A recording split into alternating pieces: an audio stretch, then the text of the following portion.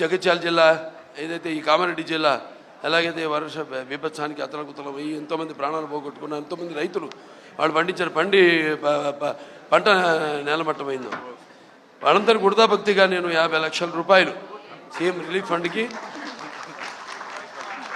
దాంతో తీరదు వాళ్ళకి ఇంకా కూడా ముందు ఎటువంటి సహాయ సహకారాలు అందించాలో దానికి వృతాభక్తి ఇప్పుడు నేను అనౌన్స్ చేస్తున్నాను.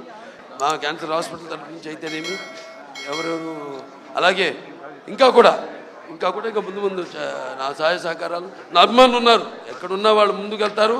ముందు రంగంలోకి దిగేది నా అభిమానులు ఎటువంటి లాభాపేక్ష కోరకుండా, ఇక్కడ కూడా అదే అవసరం లేదు లాభాపేక్ష. ఇక్కడ మెయిన్ ప్రజలు, అది తన తండ్రి గారు ఆయన ఎప్పుడు నేను చెప్పాను, ఉప్పెన కానీ లేకపోతే నేషనల్ డిఫెన్స్ ఫండ్ కానీ రాయలసీమ క్షామ నివారణ కోసం అయితేనేమి కానీ, సో అలా వృత్తభక్తి నేను ప్రస్తుతానికి 50 లక్షలు నేను అనౌన్స్ చేస్తున్నాను.